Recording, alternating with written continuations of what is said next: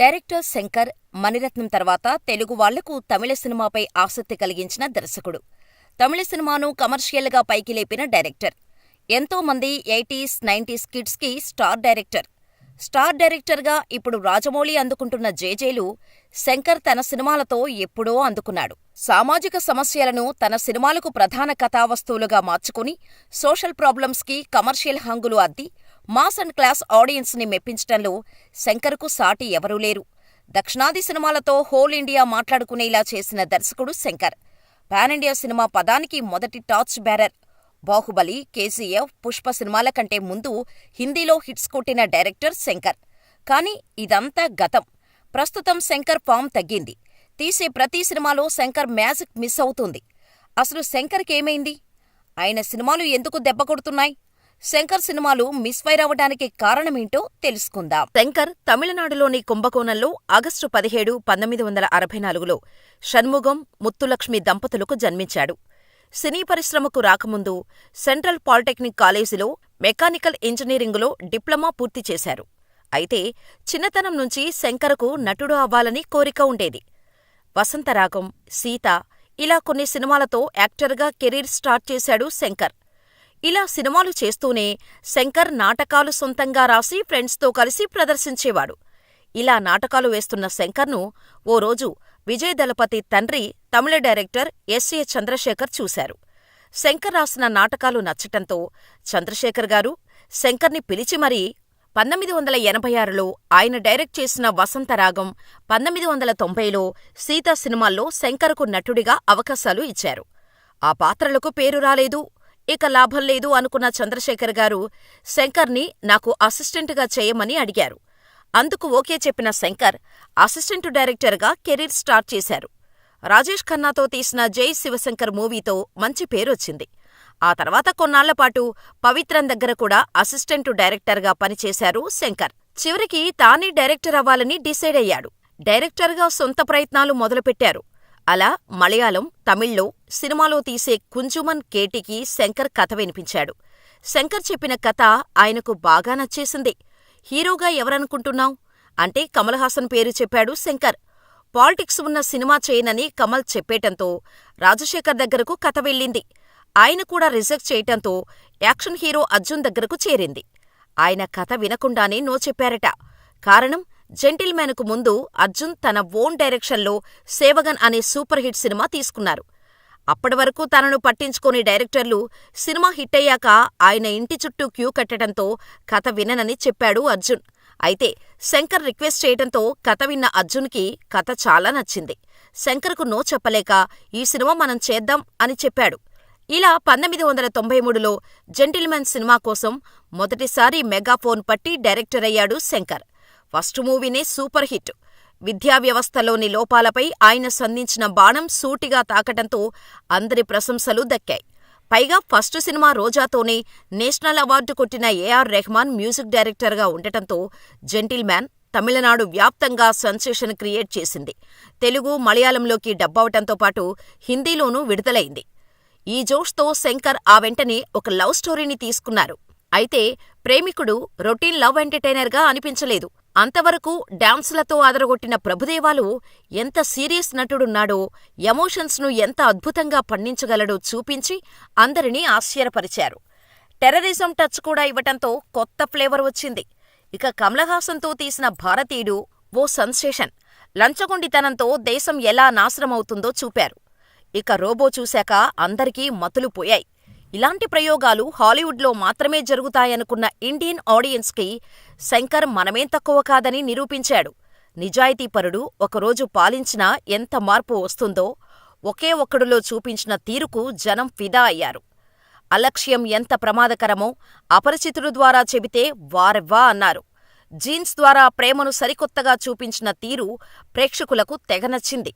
కొందరు boys simple జీవితాల్ని ఎంతో స్పెషల్గా మార్చేసిన విధానం మెప్పించింది. విదేశాల నుంచి స్వదేశాన్ని బాగుచేయాలని శివాజీ పడిన తపనని తెరకెక్కించిన శైలి గొప్పగా అనిపించింది. ఒక్క మాటలో చెప్పాలంటే ప్రతి సినిమాలోనూ శంకర్ ముద్ర ఖచ్చితంగా ఉంటుంది. ఇది శంకర్ సినిమా అని బల్లగుద్ది చెప్పినట్టుంటుంది. అందుకే ఆయన మేకింగ్ స్టైల్కి అందరూ ఫ్యాన్సే. ఇలా 2010లో తన కలల ప్రాజెక్టు రోబోని విడుదల చేశారు శంకర్. సూపర్ స్టార్ రజనీకాంత్, ఐశ్వర్యారాయ్తో తీసిన ఈ సినిమా బడ్జెట్ 132 కోట్ల రూపాయలు. అప్పటికే శివాజీతో తను క్రియేట్ చేసిన రికార్డులను తిరగరాశాడు శంకర్. రోబో సృష్టించిన సునామీ అంతా ఇంతా కాదు.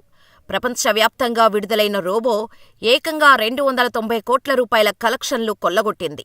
శంకర్ గురించి తెలియని వాళ్లంతా ముక్కును వేలేసుకునేలా చేశారు. ఆ తర్వాత ఏ ప్రాజెక్టు చేస్తారా అని అంతా ఆశ్చర్యంగా చూస్తున్న టైంలో తన మీదున్న హైపును తనే తగ్గించుకునేలా కెరీర్లో ఫస్ట్ టైం ఓ రీమేక్ ఒప్పుకున్నారు. బాలీవుడ్లో సూపర్ హిట్ అయిన 3 ఇడియట్స్ హక్కులు తీసుకుని తమిళంలో నన్బన్, తెలుగులో స్నేహితుడు తీశారు శంకర్. ఈ ఒక్క సినిమానే శంకర్ కెరీర్లో అనుకున్నంత స్థాయిలో ఆడని సినిమా. ఈ రీమేక్ నుంచే శంకర్ సినిమాలు నిరాశపరుస్తున్నాయి. ఆ తర్వాత విక్రమ్తో కలిసి ఐ సినిమాను తీశారు శంకర్. సినిమాకు మిక్స్డ్ టాక్ వచ్చినా కలెక్షన్లు మాత్రం కుమ్మేశాయి. దాదాపుగా 250 కోట్ల రూపాయలు వసూలు చేసింది ఐ మనోహరుడు. తిరిగి తనకు ఇష్టమైన రోబో ఫ్రాంచైజీలో 2.0 పేరుతో రోబో సీక్వెల్ తీసి మరోసారి దేశవ్యాప్తంగా బజ్ క్రియేట్ చేశారు. 2.0 ఏకంగా 570 కోట్ల రూపాయల బడ్జెట్లో శంకర్ తీస్తే ప్రపంచవ్యాప్తంగా 800 కోట్ల రూపాయలు కలెక్షన్లు సాధించింది. ఆ తరువాత భారతీయుడు 2 సినిమాకి కూడా మిక్స్డ్ టాక్ వచ్చింది. కలెక్షన్స్ పరంగా కూడా అంత పాజిటివ్ టాక్ వినిపించలేదు. ఆ తర్వాత గ్లోబల్ స్టార్ రామ్ చరణ్తో గేమ్ చేంజర్ సినిమాను 2025 జనవరి 10న సంక్రాంతి బరిలోకి దింపాడు. కానీ గేమ్ చేంజర్ సినిమాకు కూడా భారతీయుడు 2కి వచ్చినట్టే మిక్స్డ్ టాక్ వస్తోంది. మరి లాంగ్ రన్లో ఏం జరుగుతుందో వేచి చూడాల్సిందే. ఇదిలా ఉంటే మొదటి నుంచి శంకర్కు భారీ బడ్జెట్ సినిమాల డైరెక్టర్ పేరు వచ్చేసింది.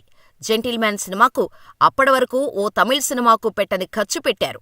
ఆ తర్వాత ప్రేమికుడులో బడ్జెట్ అనిపించినా సీజీ వర్క్స్ చేయించటం వల్ల బాగా ఖర్చయింది. ఆ తర్వాత భారతీయుడు విదేశాల్లో షూట్ చేయించారు. ఇక జీన్స్ సంగతి సరే. అప్పటి వరకు ఇండియన్ సినిమా చూడని గ్రాఫిక్స్ను పాటల కోసం ఖర్చు పెట్టించారు శంకర్. కళ్ళు చెదిరిపోయే గ్రాఫిక్స్ గురించి చాలా సంవత్సరాలు మాట్లాడుకుంటూనే ఉన్నారు ఫ్యాన్స్. ఒకే ఒక్కడు హిట్ తర్వాత దాన్ని హిందీలో నాయకు పేరుతో రీమేక్ చేశారు శంకర్. అక్కడ అది అంతగా ఆడకపోవటంతో శంకర్ అంటే కొంచెం భయం ఏర్పడింది తమిళ ప్రొడ్యూసర్స్లో. అందుకే తను కమల్ హాసన్తో ప్లాన్ చేసుకున్న రోబో కథను వాయిదా వేసుకున్నారు శంకర్. సిద్ధార్థ్, జెనీలియాతో తక్కువ నిర్మాణ వ్యయంలో బాయ్స్ సినిమా తన టాలెంటు, తన గ్రాఫిక్స్లో లేదని, తన టేకింగులో ఉందని మొత్తం ఇండస్ట్రీకి చాటి చెప్పారు శంకర్. విక్రమ్తో అపరిచితుడు లాంటి భారీ హిట్ కొట్టిన తర్వాత రజనీకాంత్తో శివాజీ తీశారు.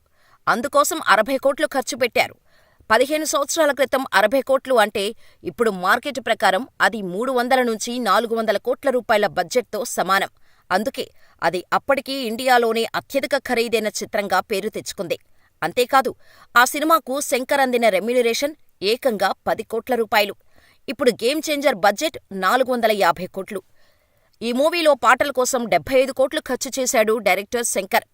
ఒకప్పుడు వరుస సూపర్ హిట్ సినిమాలు అందించిన శంకర్ ఇప్పుడు ఎందుకు ఫెయిల్ అవుతున్నాడంటే చాలానే కారణాలు చెప్పొచ్చు. మొదట కథ. అతని గత సినిమాల కథల్లో ఒక సహజత్వం ఉండేది. జనాల్లో నుంచి కథల్ని తీసుకొని సమస్యల్ని చూపెట్టేవాడు. కానీ శివాజీ తర్వాత వచ్చిన సినిమాల్లో సమస్యలు చూపెట్టినా అవి సినిమాటిక్గానే ఉంటున్నాయి. నార్మల్ ఆడియన్స్ వాటికి కనెక్ట్ అవ్వట్లేదు. శంకర్ గత సినిమాల్లో ఎమోషన్ చాలా బాగా పండేది. రోబో నుంచి సినిమాల్లో ఎమోషన్ ఉన్నా వర్కౌట్ అవ్వట్లేదు. దీనికి కారణం ఎస్. రంగరాజన్. ఈయన మారుపేరు సుజాత. ఈయన ప్రముఖ రచయిత. తమిళంలో అనేక నవలలు రాశారు. తమిళ సినిమాలకు స్క్రీన్ రైటర్గా పనిచేశారు. శంకర్ సినిమాలు అయిన శివాజీ, బాయ్స్, ఇండియన్, రోబో సినిమాలకు శంకర్ డైరెక్ట్ చేసినప్పటికీ డైలాగులు రాయటం కానీ, కథలో హంగులో అద్దటంలో కానీ ఈయన శంకర్కు సహాయంగా ఉండేవారు. అయితే రంగరాజన్ గారు 2008 ఫిబ్రవరి 27న చనిపోయారు. అప్పటినుంచే శంకర్ సినిమాల్లో మ్యాజిక్ మిస్ అయింది. శంకర్ సినిమాల్లో ఉండే సహజత్వం పోయింది. రైటర్ సుజాత లేకపోవటం వల్లే శంకర్ ఫెయిల్ అవుతున్నాడని సినీ వర్గాల్లో ఇప్పటికీ టాక్ నడుస్తోంది.